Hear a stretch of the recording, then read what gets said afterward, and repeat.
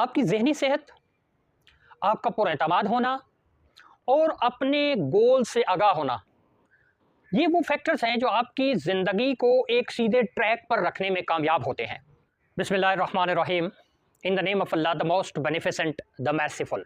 आपकी ज़हनी सेहत, आपका पुरएतमाद होना और अपने गोल से आगाह होना, ये वो फैक्टर्स हैं जो आपकी ज़िंदगी को एक सीधे ट्रैक पर रखने में कामयाब होते हैं। इन फैक्टर्स को कंट्रोल करने के लिए you have to master your thinking, यानी आपको अपनी सोचों पर काबू पाना सीखना होगा। इससे क्या होगा? इससे आपका पीस ऑफ माइंड आपको मिलेगा, आपका सेल्फ कॉन्फिडेंस आपको मिलेगा और आपकी रोजमर्रा जिंदगी जो है उसमें बहुत सारा ठहराव आपको मिलेगा।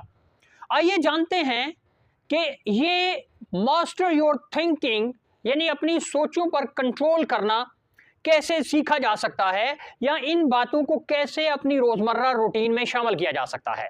सबसे पहली बात, खुद आगाही यानी सेल्फ अवेयरनेस।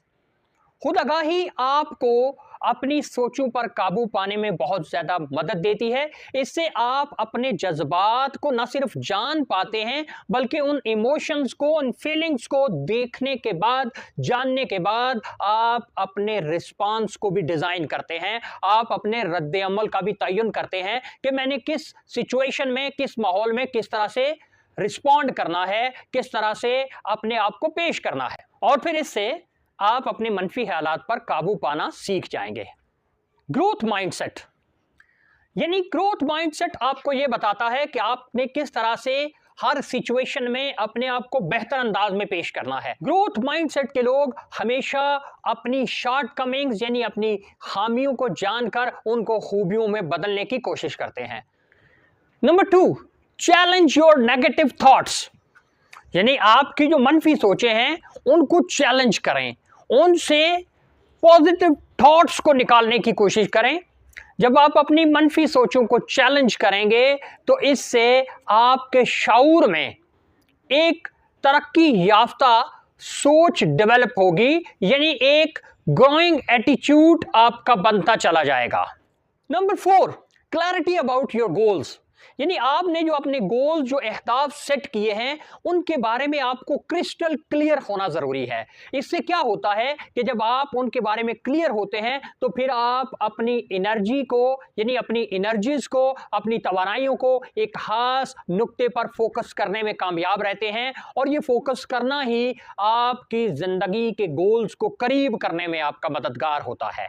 यूज विजुअलाइजेशन, आप अपनी कामयाबी के हवाले से चीजों को विजुअलाइज करना सीखें, यानी अपनी कामयाबी को एक नतीजे के तौर पे जब आप देखना शुरू कर लेते हैं तो फिर आप काफी हद तक पुरएतमाद होकर अपने काम में लग जाते हैं। से आपके गोल्स और वो तमाम अमूर जो कि आपने सेट किए होते हैं उनको हासिल करने में आपको कामयाबी मिलती है।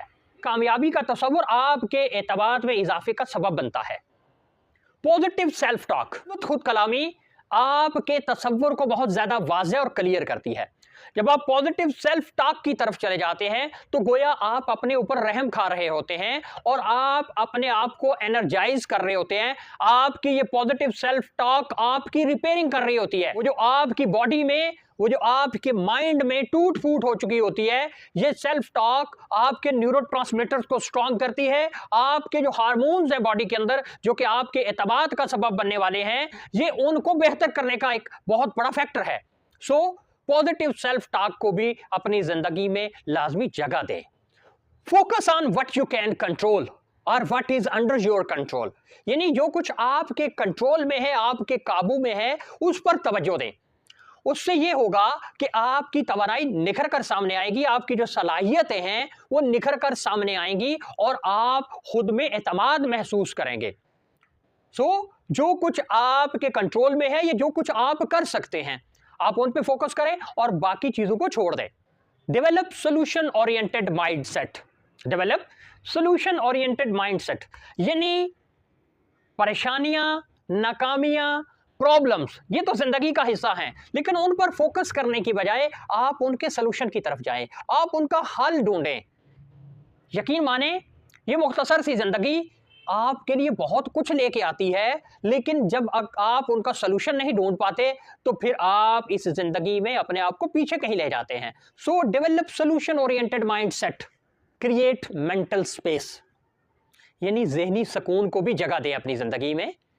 आप एक इंसान हैं, आपकी फीलिंग्स हैं, आपके एहसासात हैं, आपके जज्बात हैं, आपकी कुछ तवक्कुआत हैं, आपकी कुछ ख्वाहिशात हैं।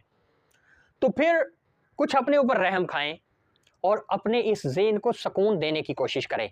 क्रिएट मेंटल स्पेस, यानी कभी कभी अपने पास भी बैठ जाया करें, खुद को भी थपकी दे दिया करें, कभी कभी खुद को भी शाबाश देने की कोशिश किया करें कि ये ज़िंदगी जो है ये आपके दम कदम से है।